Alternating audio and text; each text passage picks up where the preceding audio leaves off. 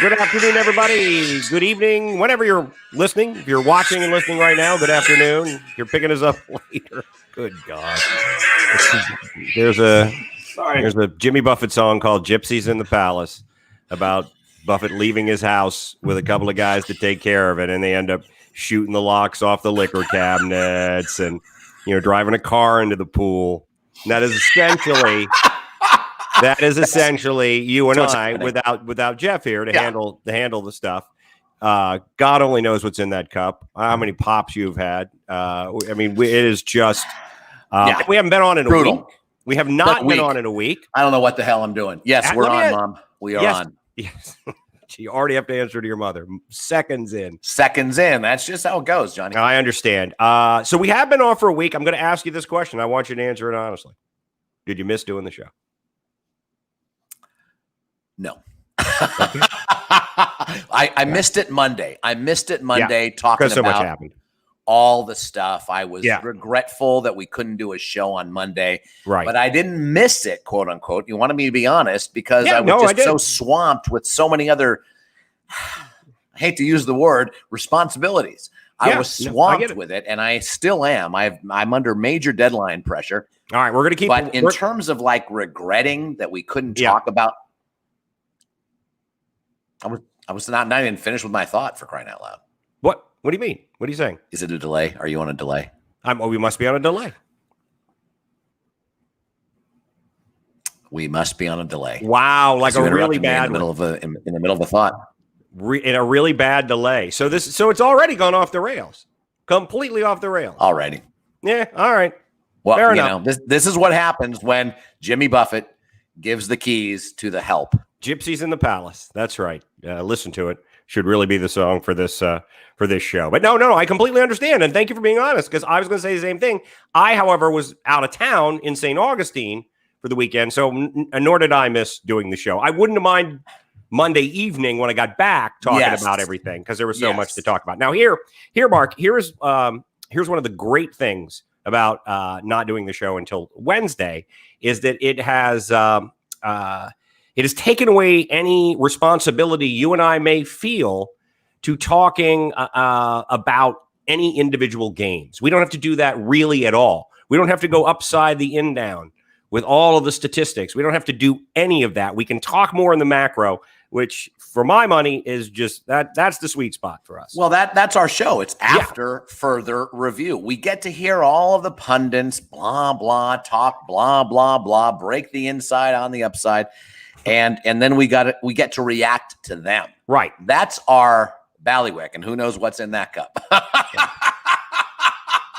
All right, let's go ahead and do a progressive trivia. Even though I had a plan, Mark, I was going to come on the show today, and I was actually not going to have a progressive prepared and argue with you whether or not we needed progressive trivia in the show anymore. Over the merits of just having one. Yeah, of just having progressive trivia. But instead, I just put one together, and let's see how it goes. Looking for a Major League Baseball player, past or present. All right, here we go. 20 seasons in the majors. That should be 20-plus seasons in the majors, actually. It was over 20. 2,500-plus hits, 1,100-plus RBI, 250-plus home runs. Played in 11 postseason series and played only one season in the AL. That should say 20-plus seasons, more than 20, but only one of those in the American League. So there you go. All right.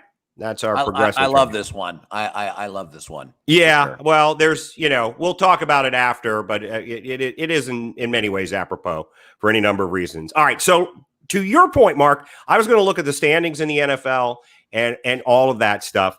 I've looked at them. But to your point, and I have them, and we can do that. But your point about the reaction and the overreaction, which I think this year is more acute than ever. 3 weeks ago, or however long it was before Cam Newton tested positive for COVID. And in fact, when he was recovering, when he was out of football, the discussion was, well, the New England's going to give him an extension. New England's out of play they don't need a quarterback. Bill Belichick won't have to use all those draft choices to move up and get a quarterback. He's going to sign Cam Newton for another 3-year extension, and he'll get a bunch of young players, and they'll be able to move on. Today, more than one pundit said if New England had lost the game to the Jets, that would have been Cam Newton's final start in the NFL. First of all, see, that's why we like Colin Cowherd, because Colin Cowherd can look at things, and he has a segment on Mondays where he said where Colin was right, where Colin was wrong. Sure. And he just admits where he whiffs, and he admits where he looks, overreaction in the eye. And he has this great segment as well. And we should probably do that, John. We should probably actually have segments that we decide upon, and then we can actually use those for YouTube, as opposed to trying to sift through an hour and a half and find the funniest things. We should have a segment. His is like 3 words. Don't we have a marketing team for that? Isn't there a large contingent of marketing people who should be on top of that right now? Taylor Ferrer was our unofficial marketing professional, but she's on her honeymoon. So yeah. John won't let Yoko work for us anymore, so now we're in trouble. All right. So there it is. But yes, I agree. It's like how do they know? How do they know? How do they know that it would have been his last start? And frankly, you have to think that New England is going to seriously look at a quarterback, because there's a lot of them out there right now. I would say there's 5. The top 5 Heisman Trophy candidates, I think, could potentially all be great pros. And I would extend that to De'Ara King, of the Hurricanes. Well, and hey, listen, Kyle Trask. And he's not even a top 5 Heisman guy at this point, but I love his Kyle name. Trask is a top 5 Heisman guy, the quarterback at Florida, but he's not yet projected as a first-round pick, but he's moving up that board, and he could get into that mix as well. Yeah, there's a lot of talent out there, but I thought that was really funny. And the other one that I thought was great, Mark, and I have to say, our discussion about who's actually good in the NFC, I'd like to thank the NFL for just throwing more fuel on the fire. We don't have any idea, because now it's the New Orleans Saints, clearly, who I don't even think we discussed prior to last week. Of course. But here's the thing. Because they've won 5 in a row. Of course. And they destroyed Tampa Bay. Right. And the thing about Tampa Bay, and here's the overreaction that I keep running into today, is a couple of weeks ago, if you remember, Tampa Bay it was a cakewalk to the NFC Championship game for them, and where they should, depending on where they have to play Russell Wilson or, Aaron Rodgers, they should still, they're an odds-on favorite to get to the Super Bowl. And now, because they're in a position where they may have to enter as a wild card, pundits all over the place saying, back-to-back road playoff games. Tom Brady never wins back-to-back road playoff games. It's over. So it's over for the Tampa Bay Buccaneers now. 2 weeks ago, they were in the NFC Championship game, and now it's over for them. That's part of the narrative that's going on out there. It is true that he hasn't won back-to-back road playoff games. No quarterback is that great on the road. Of course not. In playoff games. Joe Montana, I think, won 1 road playoff game in his entire career. Now, they didn't play that many, and that's part of it too. And exactly. These great teams don't play that many road games. Oh, by the way. Right. But remember, the playoffs this year, John, only one team gets a bye. Right. And true home field advantage. Well, so unless a team wins outright, and oh, by the way, the Bucs are 1 game out of winning outright. Now, I guess 1.5, if you will, because they've lost twice to the Saints. But still, they're only 1 game behind the Saints. Right. We're only halfway through the freaking season. Come on. Exactly. My goodness. No one knows what's going on in the NFC. No one knows. No, and the Saints are a Drew Brees. The Saints are a Drew Brees high ankle sprain away from, losing a couple themselves. We don't know, and the injuries that we've seen, but I just think it's so funny that, 3 weeks ago, Cam Newton had secured himself 3 years with Bill Belichick, and even if it didn't work out this year, holy crap, maybe they're back in it next year. Now he may never start in the NFL again, and the Buccaneers were your NFC champions, and now probably going to bow out after a game in Chicago. If they make the playoffs. Exactly. What does that teach us, John? What does that teach us? There's 2 things it teaches us, and I know you'll get the first. I'm not sure you'll get the second. Don't count your chickens. Don't count your chickens. That's for sure. The first one is that we overreact all the time, and after 1 week, we project the entire season every time. Right. That's what's happened. We projected the entire season a few weeks ago with Cam. We're projecting the entire season again with him now. You're absolutely right. Okay, so that's the first lesson. The second lesson is that you and I know better. And yet we do it. And yet we get sucked in. I know. We get sucked in, John. The show is named after Further Review. We know better to look at a bigger picture. And do we? Philosophically, we understand. No. But in terms of our actions, in terms of our day-to-day, our flesh and blood, no. 0.0007%, we actually It's the opiate. It's the opiate, Mark. It's amazing. We just get, we cannot almost help ourselves. We have to take it. We have to ingest the current mob mentality thinking. Right. Come on. We're in the basement with a needle and a spoon and another girl to take our pain away, and that's next week's game. Which indeed that was the case, but it is so true that we just fall. Because I was going to try to make a joke and say the second rule is there's money in being stupid, but apparently there is, because these people who go on television and spout these ridiculous pronouncements make enormous paychecks, and you and I. We do it for next to nothing. Yeah, they do. They do. Oh my goodness! But it's amazing that Skip Bayless and Shannon Sharp.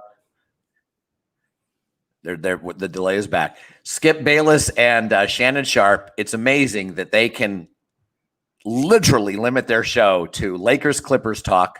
Yeah. Or Dallas Cowboys talk. It's remarkable. Right. Perhaps we should do that. What would be the two or three subjects we would always talk about? And I'm already laughing because I know what it's going to be. UCF and the Orlando Magic. That would be it. But for us, it would be the Kennedy assassination. And, yes, clearly. And I don't know what would the second one. Well, I think it would be general presidential history. Okay. And I think I'd throw a bone to you for perhaps Civil War. Stuff, but we'd also probably talk music. Yeah. And we'd also probably talk, we'd probably talk politics, and we'd probably just debate onto what the best advice for the, for the nation would be politically.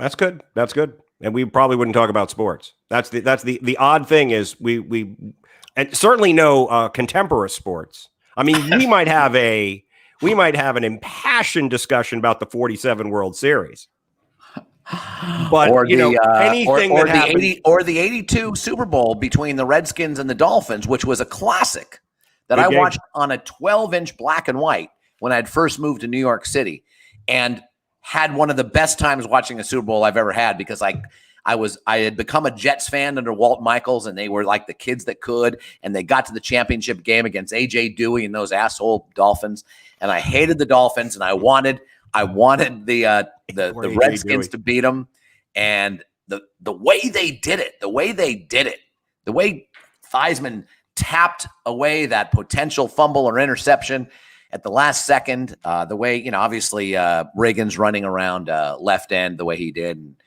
just shirking Don McNeil. Yeah. We already have talked about that more than any other sports talk show has ever talked about the 1982 Super Bowl or the 82 season Super Bowl. I got to tell you, I feel bad for A.J. Dewey. He's probably just sitting somewhere in line for a Chick-fil-A or at a gun range. Maybe just, Maybe he's at a recount rally. It could be. Which state are we in? Don't stop.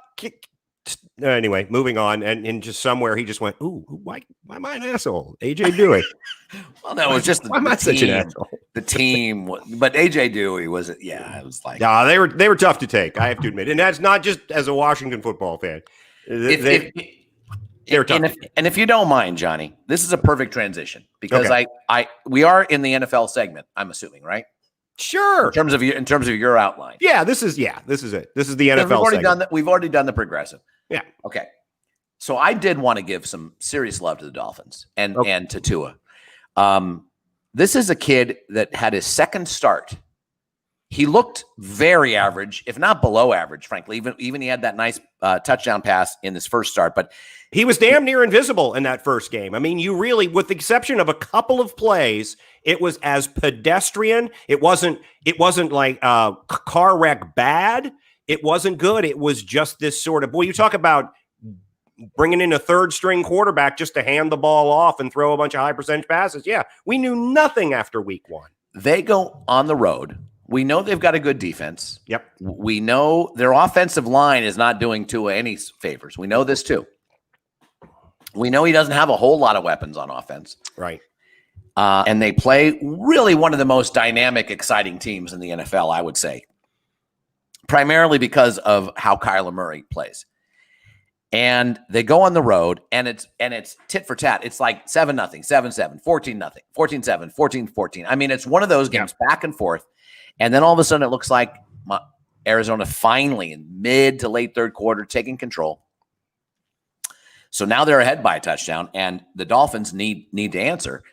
And first of all, the stat line, he had well over 250 yards, I think 2 touchdowns, no interceptions. But again, what made the difference is that there were third downs. There were important plays that he got with his feet. He improvised and figured it out. Joy Taylor, who we've given all kinds of love to Colin Cowherd. Now we're going to give love to his sidekick, Joy Taylor, who's from South Florida, who's the sister of Jason Taylor, one of the all-time Dolphins. She said, there is not a quarterback that we have had in 20 plus years that would have won that game, including Ryan Tannehill, that would have won the game. And it was because of how he extended drives. And the fact that they did that, the fact that they are 5-3. Yeah. I love Brian Flores. I'm starting to completely fall in love with Tua. I'm a huge Miami Dolphin fan, and it is a great story. They are 2 years ahead of where they thought they would be. And Buffalo is turning out to be legitimate. The AFC East is now one of the most interesting divisions in the NFL. It is. And I just want to give some love to the Dolphins. And even interesting on the bottom end with the Jets, who, they should have beaten New England. I watched a good portion of that game. And New England, who's always going to be interesting in the Cam Newton situation. So I couldn't agree more. The thing I think for Tua is he got lucky in one respect. I think the pressure on him is less in Miami than it was at Alabama for a couple of reasons, obviously, because Joe Montana said that. He said he felt more pressure as the starting quarterback at Notre Dame than he ever did for the San Francisco 49ers. But also, because of COVID, these away games aren't hostile anymore. And Tua started games at, Death Valley at LSU, which is probably louder than any NFL stadium for that matter. But gunshots going off all the time. You never know when they're being aimed at you, at any right. Exactly. Yeah. So a lot of the Justin Herberts of the world and stuff, and the Joe Burrows, the one thing they have going for them is the communication thing. That's difficult that is true when you have pressure on you, and when you're new, when you barely know the playbook. It speeds everything up. But if you're out there and it's just it's almost like a practice.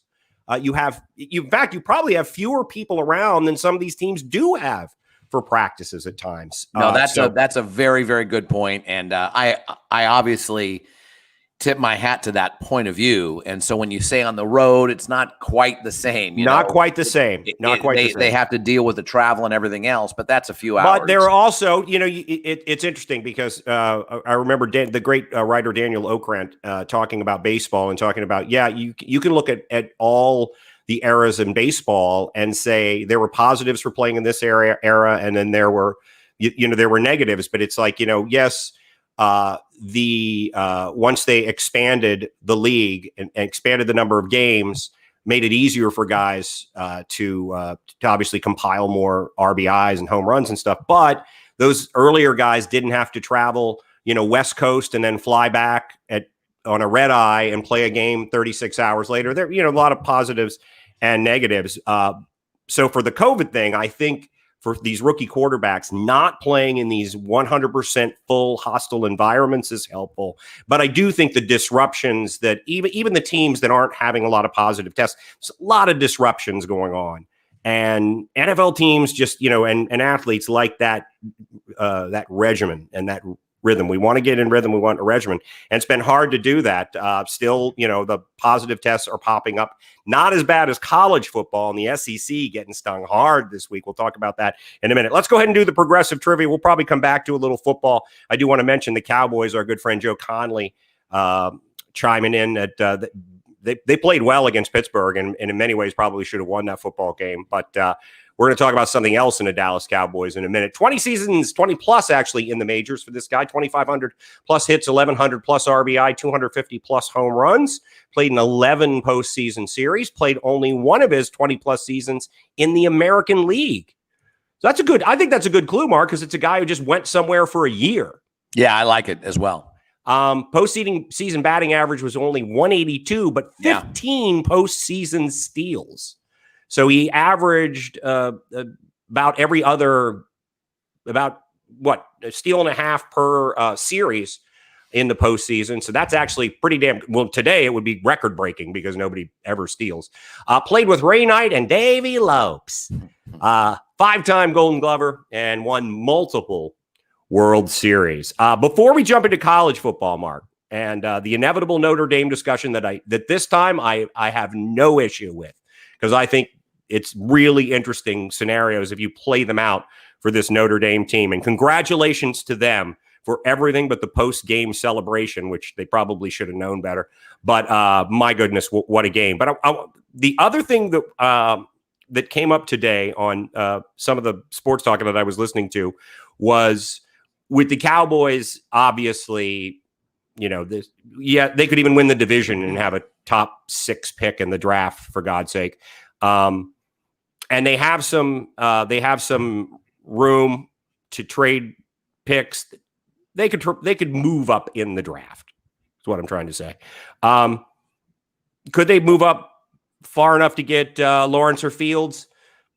Probably not, but it's not beyond the realm of possibility.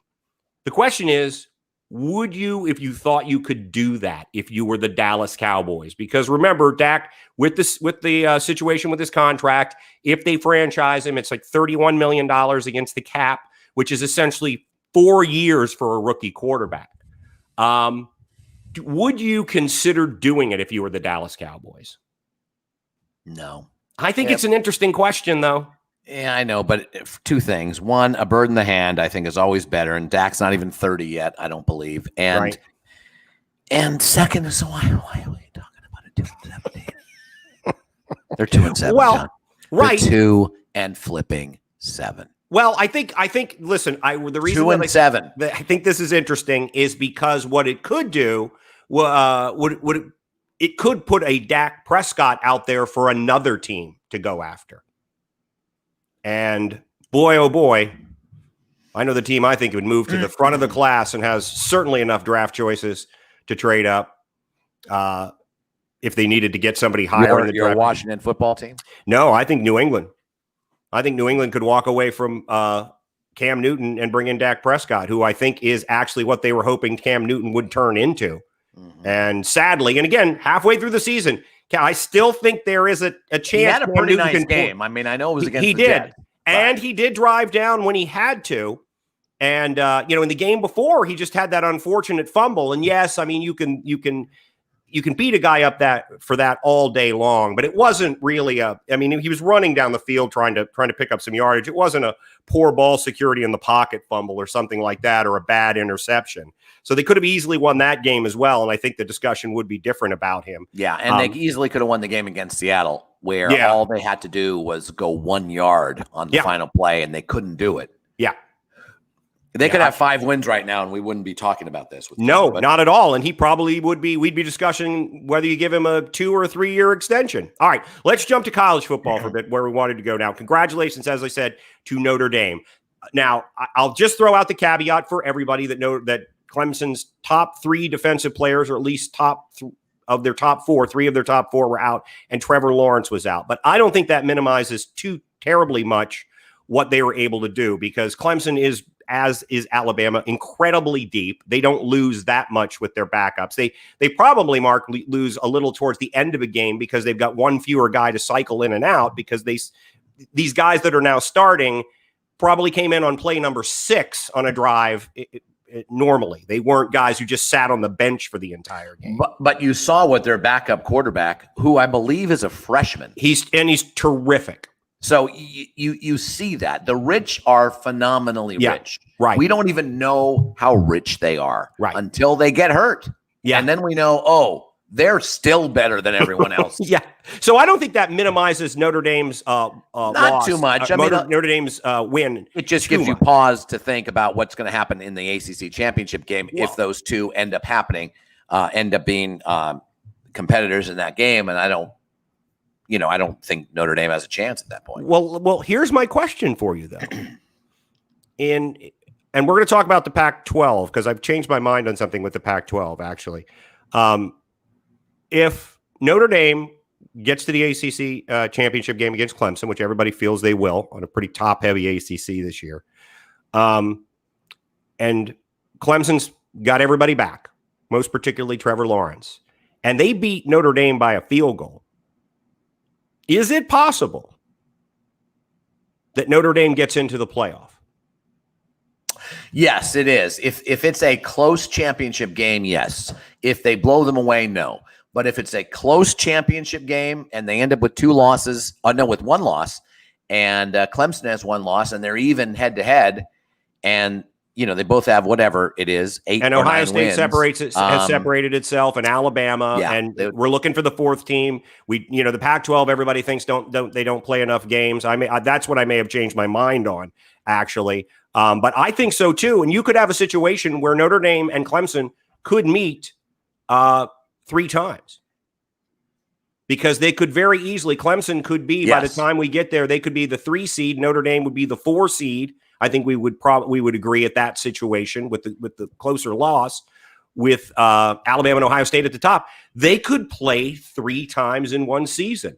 That would, I would be in favor of it, to be honest. If it came down to a Clemson Notre Dame, I agree with you. I really don't think that with everybody back that Notre Dame doesn't lose by, I would think a respectable, 10 points would be 10, 13 points even would be relatively respectable. But I just think it's very, very interesting. I do too. Although Notre Dame has Boston College, they have Wake Forest.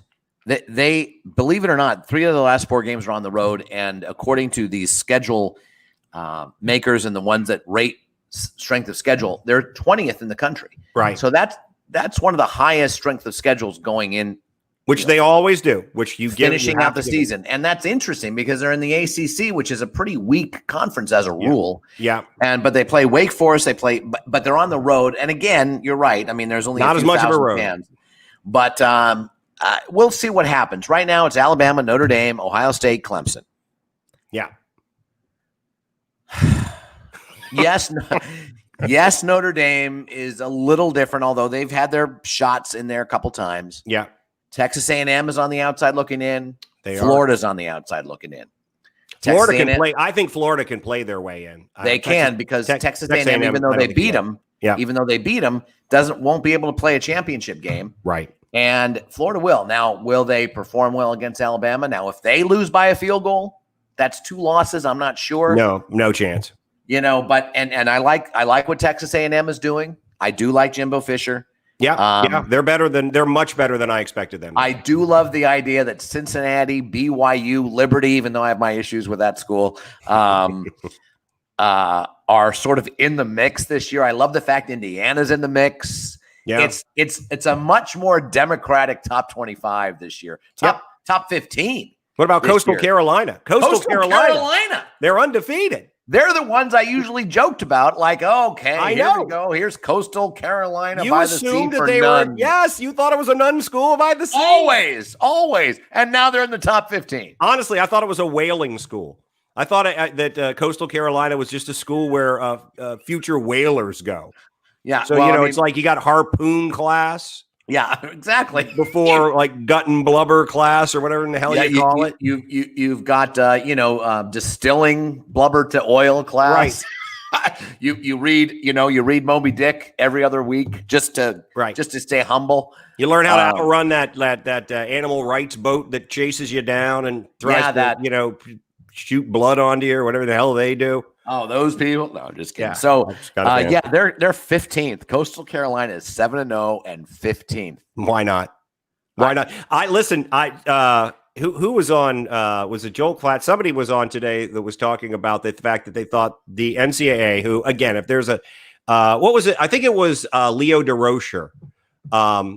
That the quote about him when we did our deep dive was that he had an infinite capacity for making a bad situation worse. Right. I think the NCAA, talk about if there's a bad decision to make, the 1 year that they really could have expanded the playoff and given us 8 teams so we get maybe a Cincinnati or a BYU. And frankly, with that quarterback at BYU and how shaky some of these top 15 teams defenses look. I love that kid. I think Zach Wilson's going to be a good pro too. I think he could eat up. I love my Florida Gators, but I've talked about that defense and the big play. I think he could carve them up. Obviously, Georgia's defense is not what their disappointment.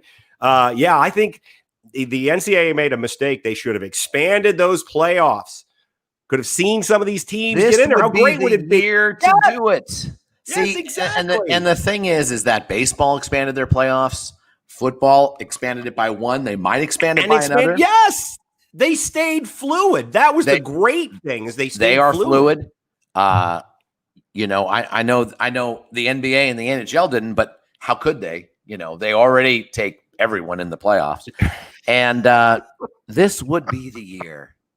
It would have been. It would have been great. College football. And I'm sorry. What do we always say? Time. Follow the money. You still have. It's worth more money. It would be worth more money to have 8 teams for this season, particularly expand. Can you imagine how many more people watch the Peach Bowl and how much more money you can charge for advertising if those teams are in the mix? One of those the Capital One Bowl I think it is, in Orlando. This is my way of reaching out to the supporters of the ex-president who I understand. None of whom listen to this show. maybe 1 or 2 might tune in every now and then. And I get on some level the support the reason why they have support for him. And one of them for some people, actually one of them is actually part of our show, oh by the way.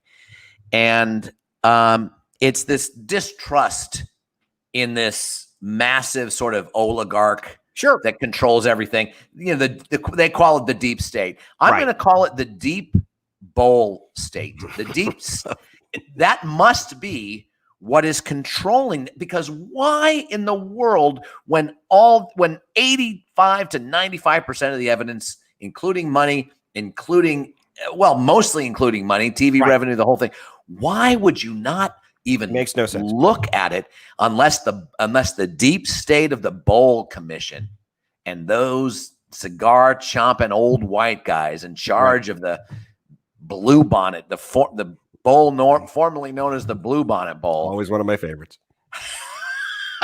or these the Emerald Bowl. I'm going to give that's in San Francisco. By the way, Emerald Bowl. If this is a movie, if this is a movie, when you said cigar chomping white guy, if I'm writing the screenplay, I'm playing him. There's a quick cut to AJ Dewey sitting behind a table somewhere.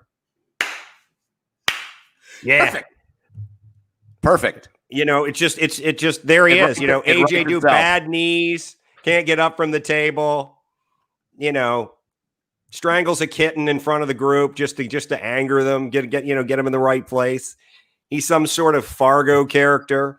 He's left the NFL and he's running some sort of underworld thing out of a feed store in Hawthorne, Idaho, which I don't even know if there's a Hawthorne, Idaho, but right. It's Idaho, and we just buy it. We automatically buy it. Exactly. And AJ Dewey, but he's also, just like the Scheinhardt Wig Company runs everything in 30 Rock. It's Dewey Grain and Feed is actually the controlling interest. It's Genco oil, olive oil. It's the controlling interest of the NCAA. I like it. Of the deep state, of the deep bowl state, as opposed to the bowl state. Bring back the shallow bowl. That's what our flags are. As we're out there marching before they gun us down like Tiananmen Square, we got the bring back the shallow bowl. We want the shallow bowl. The shallow drinking bowl in the 18th century was fairly popular. I'm an originalist when it comes to drinking out of culture. Bowl drinking. I believe the shallow bowl. Yeah. Is much better for how many other things are you an originalist for? That's about it. Well, right. Designated hitter. I'm opposed to the designated hitter. Yeah, you are. All right. One more thing about the college football before we jump on to our the progressive trivia is that I really do think that what we're seeing in college football with these cancellations in the SEC, I think all of us are on board by saying we don't believe that every team and every conference is going to play the same number of games. I just don't think they will. I don't think they're going to make up games at the end of the season between teams that have no chance to get into a bowl game. I don't think you're going to see 3-win teams. I just don't see that going on. There's not a lot of a reason for it. So I think the thing that benefits is the Pac-12. Because I think if you run the table, I think USC is probably your most likely, or Oregon. Now, USC got past probably their most difficult team in a good Arizona State team that had an opportunity to beat USC. Well, but I think right there, yeah. Oh, I think if a team in the Pac-12 now runs the table, even if that's just 7 wins, and some of these other teams have played 10 games and have 2 losses, I think the Pac-12 is now more than ever in play, thanks to Notre Dame and COVID in the SEC. Well, okay. If that's the case, if that's truly the case, what team is it? Is it SC? Is it Oregon? I think those are the only two I think they're the only two that started well into the top 20, right? And they're both of them in the top 15, I believe. Yeah, I remember where they're both sitting. So let's look at the rankings right now and see where the Pac-12 is sitting. So right now, the highest Pac-12 is Oregon at 11. Okay. So that's way out of the college football playoff. And then we've got USC at 20. I just don't see it. You know what I mean? I just don't see it. I don't see enough teams ahead of them losing. But I think if they're an undefeated conference champion, I think they might get some love. But if everyone wins, I mean, it's not a given. But let's say Texas A&M, I think they have a pretty good path to winning the rest of their games. Okay, yeah, I think Florida has a pretty good path, although they're not going to win their championship game. Right. Possibly not. Cincinnati, I'm sure will. BYU will. Yeah. Miami, they're not going to play a championship game unless something happens. Right. IU, they're going to probably lose one because they do play. They play Ohio State in a couple of weeks. That's going to be fun. No, of course, it's in Ohio State, of course. Right. Well, that's going to be one of those games where it's not the same. They'll be up 13-10 at the end of the first quarter, and they'll lose the game 52-13. So you've got all those teams ahead of them. Now, yeah, maybe half those teams that I mentioned will lose, and maybe Oregon's 7 or 8 at that point, but do they jump? Now, granted, who knows what the college football playoff, they might have Oregon at 6. Right. And that comes out in a couple weeks. Right. Of course, they're down in the rankings because nobody's seen them play. Yeah. I think that's probably SC would have, if SC opened their season, when everybody else did and beat that Arizona, what we all agree is a really good Arizona State team that could very well end up in the top 25 by the end of the year, that they'd be higher. So I just think, because we both thought, I think both of us thought that the chances of a Pac-12 team getting into the playoff were nil. Just as almost nil, if not 100%. I mean, because there's also the possibility of teams having to forfeit games because of COVID and how many they play. But if the rest of the season played out and everybody played largely the amount of games that they were scheduled, that there's no way the Pac-12 could get into it. And I now think they will, or they could. I certainly think they could. All right. Well, going back very quickly to the deep bowl state. All right. December 22nd is a key date in uncovering the conspiracy of the deep bowl state. And the conspiracy people, the oligarchs, the deep state people that control everything, they love the 22nd of a month, as you know. So December 22nd is the famous Idaho Potato Bowl. Really? Do we really need the famous Idaho Potato Bowl? Well, I did some research on they're projecting bowls moving forward, and that Idaho Potato Bowl at this point, if that game were to be played today, it looks most likely like it might be a Boise State, which they're always fun to watch. Sure. A Boise State Wake Forest game, and they've never played, Mark. And if that doesn't suck you in, I don't know what would. I mean, Boise State, Wake Forest isn't bad. Be kind of fun, actually. That isn't bad. You've got the Boca Raton Bowl. You've got the R&L Carriers New Orleans Bowl. The Montgomery Bowl. Really? Do we really need a Montgomery Bowl? And, oh, by the way, a Camellia Bowl, both in Alabama? How many bowl games do we need in Alabama? You don't understand. After the holidays, we like to sit around and watch a bowl game. Have a little perform for us. Youngsters, dance. Look at that boy run. Yeah. What in the name of Stonewall Jackson is that? The Radiance Technologies Independence Bowl. You're just going to, it's the names that bother you.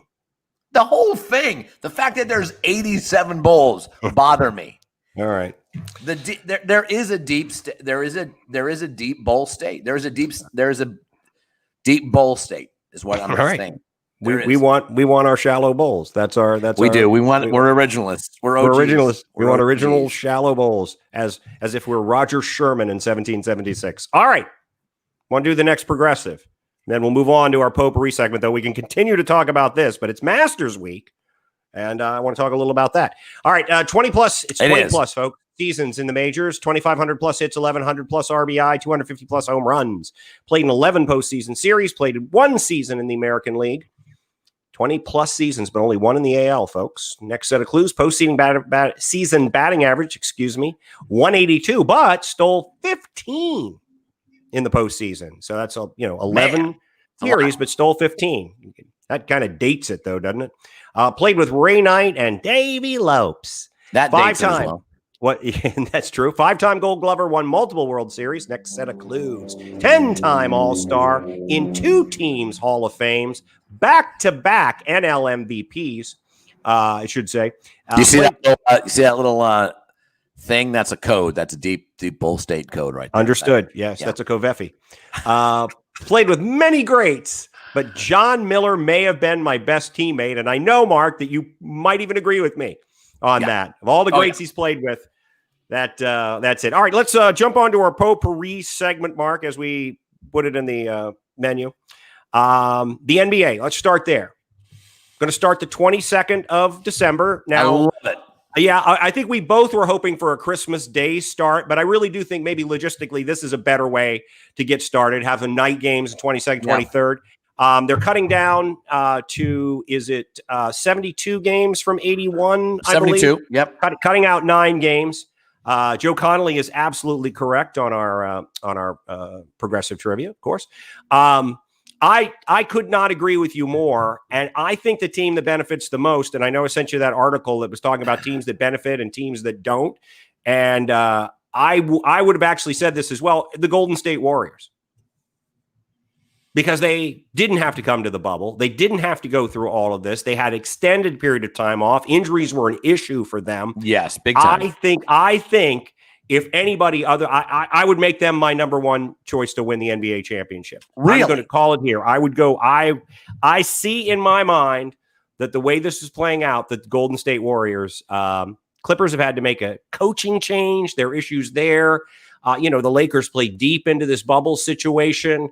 I think it's set up for Golden State. I think they benefited from the bubble situation as much as any team other than the Lakers who won a championship.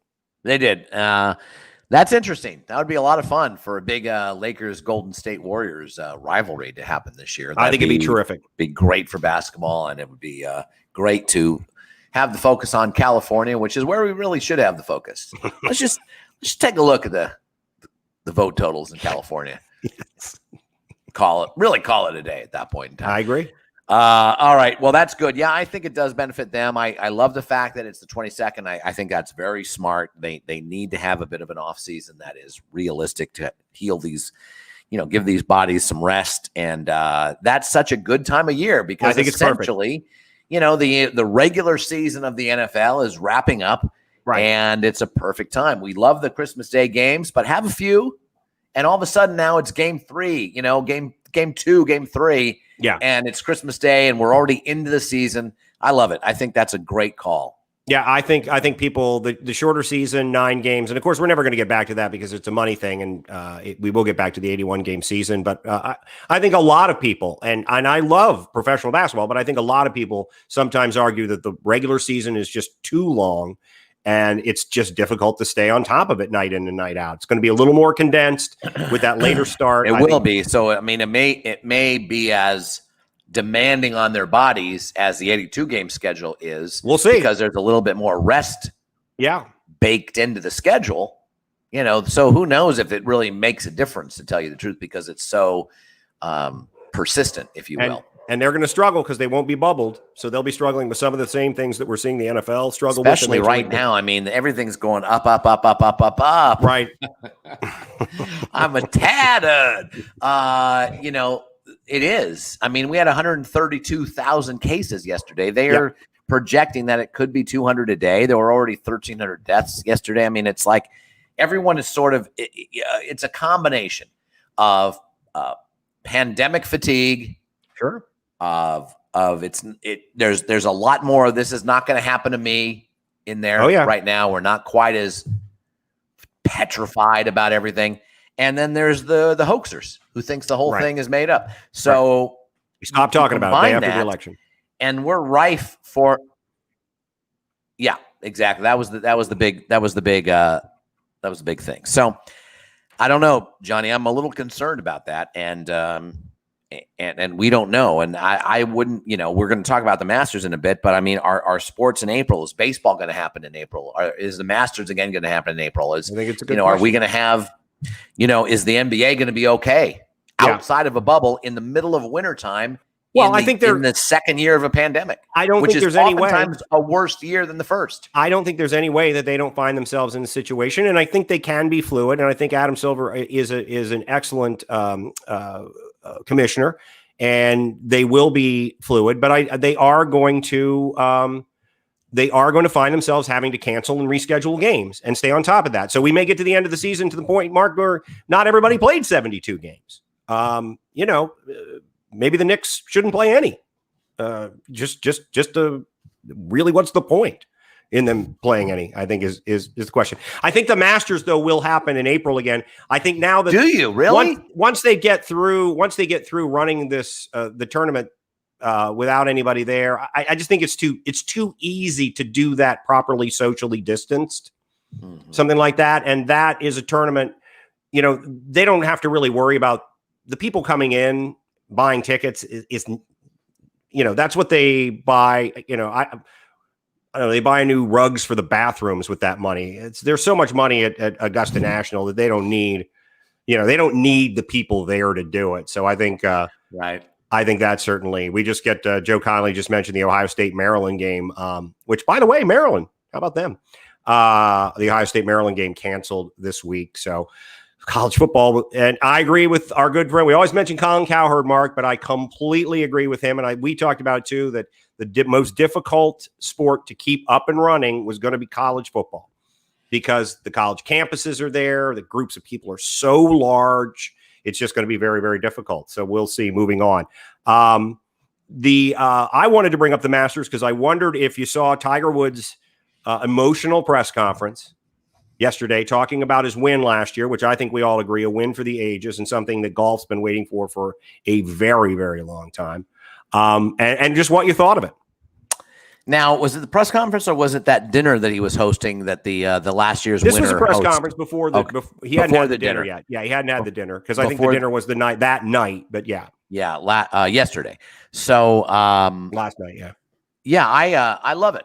I mean, I love Tiger Woods. Yeah. I love Tiger Woods. I want every tournament to be won by Tiger Woods. Well, you want him to be in contention. If you're the PGA and the golf world, you certainly want him to be in contention, because one of the things I was going to pose to you, Mark, was I think he was a once in a lifetime person for golf. I think he was a once in a lifetimer for golf. Do you remember a number of years back when like NASCAR had this huge upswing, and it was, I think it was the Jeff Gordon era, and he was a polarizing figure sort of in NASCAR because he was a northerner, and he didn't come from the traditional dirt track stuff, and they had all, and he was perceived as not being manly enough, and any number of reasons that he wasn't liked. And it really propelled the sport, because for so many people, you could identify with Jeff, and then a lot of people didn't like him. And I think Tiger Woods was the same way. Now, many of them didn't like him for, that most American of reasons. But I don't think golf will ever see his like again. I don't think they'll ever find somebody who moves the needle as much as Tiger Woods. Probably not. I mean, you can make the comparison with NASCAR that, Richard Petty was the guy that really brought the sport to the fore, and that still remained a regional sport. It really did. But he did, right. The consciousness, he did help up the consciousness. You could say that Arnie and Jack Nicholson really upped the consciousness of golf. Nicholas. What did I say? You said Nicholson. Did I? I want to thank you. I knew it was me. Yeah. Sorry. Nicholas. Nicholson's the one who voted properly. Jack Nicklaus and Arnold Palmer. They brought it to a real consciousness, and where it hadn't been, and it was good for TV in the 60s, and golf became a thing. Yeah. And in the 70s as well. And you're right, Tiger, but I would not compare Jeff Gordon to Tiger. Jeff Gordon did not have the domerances over the sport. No, but I think what he did was he expanded the audience. Here's what I think he did. I think he expanded the audience, and I wasn't comparing him. There's no comparison as a cultural movement, but I'm just taking a sport that was more of a niche sport. I think he expanded the audience. And I think what they found was when he stopped racing, that audience started to shrink back where it was, because he was a guy who, if he was missing a race, and he didn't miss a lot, just like Tiger, he misses a tournament, and there are still discussions about Tiger in press conferences for that tournament that he didn't play. Yeah. In. I mean, I see where you're going. I just think it's, Tiger's Jeff Gordon to the 10th power. I completely agree. But their effect on the sport is that I don't know that you're going to find somebody in NASCAR again who's going to expand as exponentially as he did. And I certainly don't think in golf you can ever find somebody who'll do what Tiger Woods did. Probably not. There's more than likely not, but it might be a different thing. In other words, we probably thought that Jack Nicholson, and often referred to as Jack Nicklaus, and Arnie Palmer, that we would never see a run like that again with Gary Player, with Lee Trevino, with those two iconic forces. Would we ever see that late 60s, early 70s? Even Johnny Miller was in there. Seve was sort of a wannabe, if you ask me. Never cared for him. I don't know why. 0% body fat, good looking, swarthy. Well, I wonder why. I mean, you have a type, Mark. You have a type that you're going to hate. I don't mind the swarthy type. But I will argue, Mark, that all of those. Seve was overrated, if you ask me. I will argue that all those guys you're talking about, out of all of them, the only one who comes close to Tiger, really, in my mind, is Arnie. Yeah, because Nicholas really built it. Because Arnie, and part of it was the timing of, and Tiger had this going for him as well. There was a lot more golf on television, and there were places. But Arnie came up at a time where TV was starting to take over golf, and he was the hottest golfer at that time. And he was an athletic. He was a good-looking guy. He was blue collar in a time where that was celebrated as opposed to manipulated as it is now. So how was he blue collar? His father was a golfer. His father was just like worked in a pro shop in the golf at a country club. He worked at a country club. Didn't allow Arnie to. He couldn't even play on the course during regular times and everything. And prior to that, and there were guys who were hard scrabble, but at that point, you can imagine in the 50s, post-war era, most of the guys who were professional golfers were coming out of, they played golf at prep school and stuff like that, or whatever. Sure. And he was thought of, and he was also Most of them look like Julius Boros, which means they looked, like Ernest Borgnine on a bad day. Right, exactly. We could play Julius Boros in a series about Arnie Palmer. We really should. So anyway, I think Palmer's the only one that I would argue had as much effect on golf. And oh, by the way, probably put Tiger Woods to shame in terms of where Tiger Woods fell, quote unquote. Oh, goodness. Yeah. Arnie probably put him to shame, and yet no one cared back in the day. No, not at all. Yeah, I agree. I don't think we'll ever see anything like it again, but we might see something that's different that is just as compelling. In other words, start letting women play on the PGA Tour, and some woman goes out and she mops the floor with them. There you go. I mean, I love that idea. And she just make the U.S. Open the U.S. Open. She makes Brooks Koepka look like an impotent. Wow, he hated Brooks Koepka. I don't appreciate Brooks Koepka. I can only imagine. Why? And don't get me started on Bryson DeChambeau. That guy. Are you kidding me? No, I understand. Lord. His last name's the only thing that's interesting about it. What's the over under on how many rules officials he gets into it with? I'm Bryson DeChambeau. I've remade myself this year. Clearly, I don't have to follow the rules like a poor. Good Lord. All right, let's give the answer to our progressive trivia. I know you got things to do. You have paying jobs. Paying job actually reached out to me. How about that? Indeed. Right. How about that? Let's get to our progressive trivia. I'll give you the answer to progressive trivia before we get out of here. 20 plus seasons in the majors, 2,500 plus hits, 1,100 plus RBI, 250 plus home runs, played in 11 postseason series, played one season in the American League. Second set of clues. Postseason batting average, 182, but 15 postseason steals. Played with Ray Knight and Davey Lopes. 5-time Gold Glover, won multiple World Series. Next set of clues, please. 10-time All-Star in 2 teams Hall of Fames. Back-to-back NL MVPs, actually. Played with many greats, but John Miller may have been my best teammate. There it is, the code, Kaveffi. The answer is Joe Morgan. And rest in peace, Joe Morgan. We lost him this year. Another one of the shitty things about 2020. And I really do think, Mark, that obviously Vin Scully is the gold standard of baseball broadcast. But if I had to listen to 2 other people do a baseball game, then it would be John Miller and Joe Morgan. That's my favorite. I can't think of anybody else I would prefer to have. No, I love those guys. And, we'll never have that again. Nope, we never will. So many things we'll never have again. Well, again, we'll never have Teddy Roosevelt again. So, Right. Well, no, every day we'll never have what we had the day before again. Really, why do we focus on that? You know what I mean? Wow. This has become a Russian epic novel. Existentially, Mark Ferrer. It is. You become like Tolstoy. What's the point? I'm Dostoevsky, although more like Tolstoy because I'll probably be murdered by someone in my own household soon. And one can only hope. Wow. All right. Well, that's about it. That's it. Fun times. Jeff will be back on Friday to handle all of the technical things. But Mark, nice job by you. Not bad actually. I feel pretty good about it. Pretty good about what happened today. As well you should. All right. For Mark Ferreira, I'm John Pelkey. You've been listening to After Further Review, and we'll be back on Friday. Take care, everybody. All right. Well, you know what? I don't have it. What's it called? It's Keep the Customer Satisfied or Keeping the Customer Satisfied?